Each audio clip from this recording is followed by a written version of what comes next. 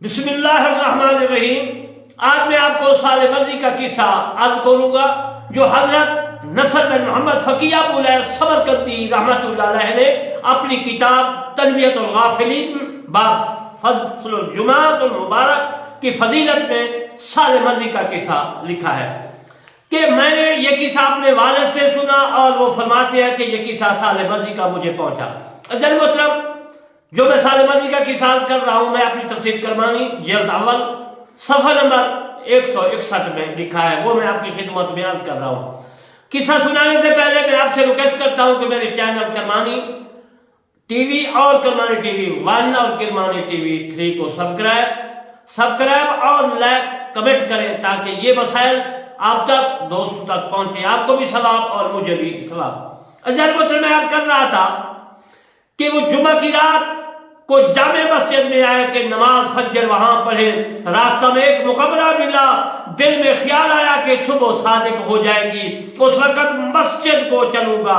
مقبرہ میں ٹھہر گئے، 2 رکعت نماز پڑھی اور ایک کمرے سے قبر مبارک سے کچھ سہارا لگا لیا۔ نیند آنکھوں میں بھر آئی، دیکھتے کیا ہے کہ تمام اصحاب قبروں سے نکل کر ہلکا ہلکا بیٹھ گئے، باتیں کرنے لگے۔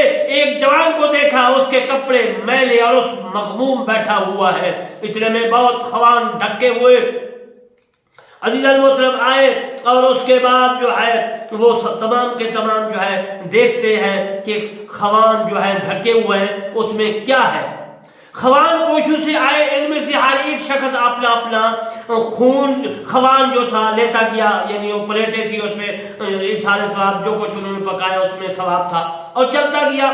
آخر وہی بیچارہ جوان رہ گیا، اس کے پاس کچھ نہ آیا، وہ داخل ہونے لگا۔ صالح مزی رحمۃ اللہ علیہ کہتے ہیں کہ میں نے اس سے کہا، اے اللہ کے بندے تو کیوں اداس ہے؟ اس نے کہا کہ تم نے دیکھا نہیں ہے کہ اس قدر خوان آئے تھے؟ میں نے کہا ہاں۔ وہ بولا یہ تحفہ تحائف تھے جو ان کے واسطے خیر خواہوں نے بھیجے تھے، جو وہ صدقہ دعا وغیرہ کرتے ہیں ان کو پہنچتا ہے جمعہ کی رات کو، اور اس میں رہنے والا ملک سندھ کا ہوں۔ وہ کہنے لگا میں سندھی ہوں، اپنی ماں کو لے کر واسطے حج کرنے کے آیا تھا، جب بصرہ میں پہنچا تو میں فوت ہو گیا، میری ماں نے میرے بعد نکاح کر لیا اور دنیا میں مشغول ہو کر مجھ کو بھول گئی، نہ مجھ منہ سے کبھی نام لیتی ہے نہ زبان سے دعا کرتی ہے۔ اب میں غمگین نہ ہوں تو کیا کروں، میرا کوئی نہیں جو یاد کرے۔ تب صالح مزی رحمۃ اللہ علیہ کہتے ہیں کہ میں نے اس سے پوچھا تیری ماں کہاں ہے؟ اس نے بتا دیا۔ پھر صبح ہوئی، نماز پڑھی اور اس کا گھر ڈھونڈتا ڈھونڈتا جو ہے میں اس کے اندر چلا گیا۔ آواز دی تو کون ہے؟ آواز جیسا میں نے آواز دی تو وہ کہنے لگی تو کون ہے؟ میں نے عرض کیا میں صالح مزی ہوں رحمت اللہ علیہ۔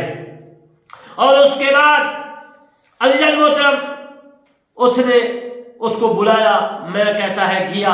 میں نے کہا بہتر یہ ہے کہ میری اور تیری بات کوئی نہ سنے۔ تب میں اس سے نزدیک ہو گیا، فقط ایک پردہ بیچ میں رہ گیا۔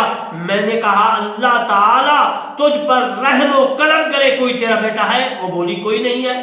میں نے کہا کبھی ہوا تھا؟ تب وہ سانس بھرنے لگی اور بولی ہاں ایک جوان بیٹا تھا، وہ فوت ہو گیا ہے۔ تب میں نے وہ قصہ مقبرہ کا اس کو سنایا، اس کے آنسو بہنے لگے اور کہنے لگی اے صالح مزی وہ میرا بیٹا میرا کلیجہ تھا۔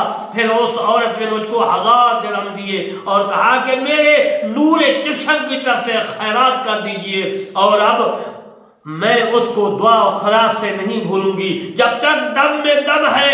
حضرت صالح مزی رحمۃ اللہ علیہ فرماتے ہیں کہ پھر میں نے وہ 1000 درہم خیرات کر دیے، یتیموں مسکینوں میں بانٹ دیے۔ اگلی جمعہ کی رات میں اس مقبرہ میں گیا، 2 رکعت پڑھی، ایک قبر پر سہارے بیٹھ گیا، سر جھکا کر پھر میں نے ان لوگوں کو قبروں سے نکلتے دیکھا اور اس جوان کو دیکھا، سفید کپڑے، نہایت خوش و خرم۔ وہ میرے پاس آ کر کہنے لگا اے صالح مزی اللہ تعالیٰ تیرا بھلا کرے، مجھ کو ہدیہ تحفہ پہنچ گیا ہے۔ میں نے کہا تم جمعہ کو پہچانتے ہو؟ اس نے کہا ہم جانور تک پہچانتے ہیں۔ عزیز محترم یہ تو قصہ میں نے صالح مزی کا کیا۔ اب میں آپ کو اپنے بھائی کا قصہ عرض کرتا ہوں، حافظ قاری عبدالرحمن شہید رحمۃ اللہ علیہ کا۔ میں حافظ عبدالرحمن شہید کا بھائی علامہ طالب حسین کرمانی میں وہ عرض کر رہا ہوں۔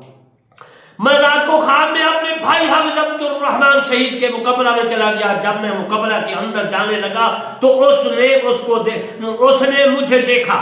کہا کہ وہ قرآن، میں دیکھا کہ وہ قرآن مجید کی تلاوت کر رہے ہیں. وہ مجھے دیکھ کر کھڑا ہو گیا اور وہ اپنے مقبرے سے باہر نکل کر چلنے لگا. میں نے پوچھا بھائی عبد الرحمن کہاں جاتے ہو؟ اس نے فرمایا بھائی مسجد میں نماز پڑھنے کے لیے. وہ مسجد کی طرف چلنے لگا تو میں بھی اس کے پیچھے پیچھے چلنے لگا. وہ اسی قبرستان کی مسجد میں پہنچ گیا. اس قبرستان کا نام حافظ پیر ہے، حافظ عبداللہ دھڑیر اسی قبرستان میں مدفون ہے. اسی نسبت سے لوگ اس کو حافظ پیر کہتے ہیں، اس قبرستان کا نام ہے. میں نے پوچھا بھائی آپ اس مسجد میں آئے ہیں، کوئی نمازی تو نہیں ہے؟ آپ نے فرمایا بھائی نماز کو کچھ دیر ہے، اس قبرستان میں جو لوگ مدفون ہیں وہ لوگ آئیں گے، آذان اور جماعت ہوگی، نماز پڑھیں گے، اب تم اپنے گھر چلے جاؤ. تو میں واپس گھر آ گیا. میرے بھائی شہید نے مجھے بے شمار باتیں بتائیں اور وہ سچ ثابت ہوئی. آیات مبارکہ کا ترجمہ ہے کیوں کر تم انکار کرتے ہو اللہ تعالیٰ کا، حالانکہ تم مردہ تھے، اس نے تمہیں زندہ کیا، پھر تمہیں مارے گا، پھر زندہ کرے گا، پھر اسی کی طرف تم لوٹ جاؤ گے. یا جون داہریے بھی اللہ تعالیٰ کو نہیں مانتے. پاکستان میں نواب شاہ اور کراچی میں اب بھی داہریے قوم کے ہیں. مجھے معلوم نہیں کہ اللہ تعالیٰ کو مانتے ہیں یا نہیں مانتے، مگر ان سے میری بات ہوئی ہے. اس آیات مبارکہ میں 2 موتیں اور 2 زندگیاں ثابت ہوئی ہیں جو میں نے یہ آیات مبارکہ کا ترجمہ کیا. پہلے موت اور بعد میں زندگی فرمائی گئی ہے. الذی خلق السماوات، الذی خلق الموت والحیات، 29 پارہ ہے سورۃ ملک، آیات 2 ہے. جس نے موت اور حیات کو پیدا کیا. اس آیات مبارکہ میں بھی پہلے موت اور بعد میں زندگی فرمائی گئی ہے. موت کا ذائقہ ہے ذائقۃ الموت، موت نہیں آتی، موت کا ذائقہ آتا ہے. قبرستان میں جو قبر میں ہوتے ہیں وہ زندہ ہوتے ہیں، اور اس کے بعد دنیا میں ان کی جو ہے اور آخرت میں ان کی خیال اور رغبت جو ہے دنیا میں کم ہوتی ہے اور آخرت میں زیادہ ہوتی ہے. عزیزاً محترم، یہ میں نے عبرت کے لیے آپ کو سنا ہے تاکہ ہم نے بھی، آپ نے بھی، تمام نے دنیا فانی سے رحلت فرما کر قبروں میں جانا ہے. اور اس کے بعد میں آخر میں یہی یاد کروں گا کہ میرے چینل ٹی وی کرمانی اور کرمانی ٹی وی 1 اور کرمانی ٹی وی کو سبسکرائب کریں، لائک کمنٹ کریں تاکہ یہ مسائل دوسروں تک جائیں، وہ بھی عبرت پکڑیں. وما علینا الا البلاغ المبین.